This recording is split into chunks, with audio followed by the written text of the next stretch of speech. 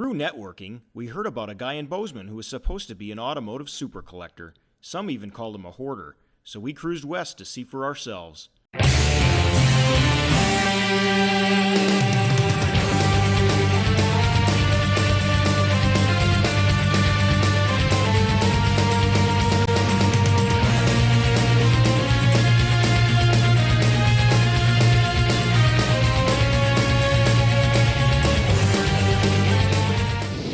Bob, you've met Rick before? No. I met you at the Burn the Point swap meet. You're just not cute enough for me to remember who you were. That's a good thing, I guess. The city just hates me for all this crap and parts and stuff, but you know, they go into other vehicles to make them. Just like these tires. There's a gal used to be on my case for the tires. Well, they're junk tires. I said, they're not to me. They're worth as much as new ones for what I need. So now be careful in here. I lost somebody once. I never did find them. We'll have to make our own path.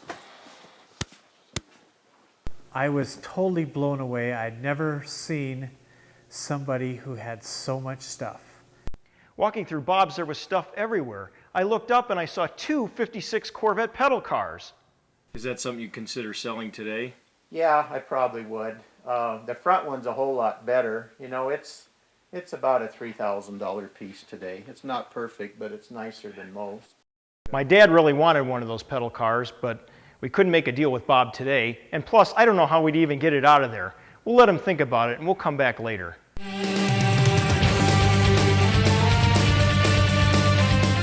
There was absolute junk laying right on top of very desirable car parts.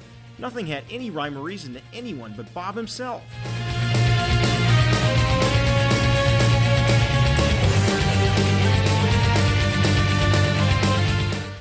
As a mechanical engineer, I just love technology and innovations and the progression of technology.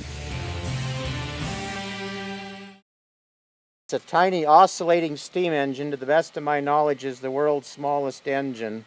It was built by a watchmaker around 1898. An absolute treasure, and I feel terrible that I lost the man's name that I got it from, so now I don't know who built it. Oh no.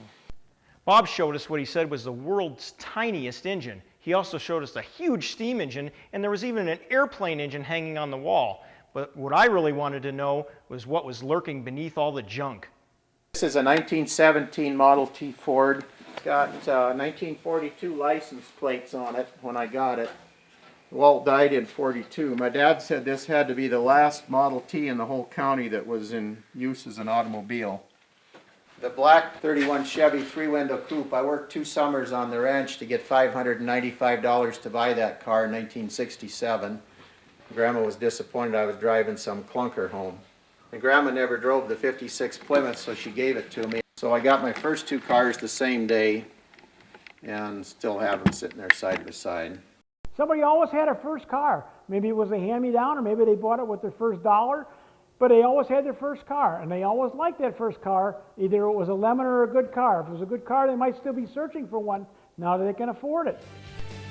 There was so much stuff, we only had time to see one of Bob's many warehouses, so I know we'll be back very soon. Well, thanks, Bob. You're welcome. Glad to see your collection today. Stay tuned. In future episodes of Hot Rod Hunt, we'll be hunting some awesome cars and getting the stories behind them, because on Hot Rod Hunt, it's about the story. Join us next time as Rick's son hunts for his dream car.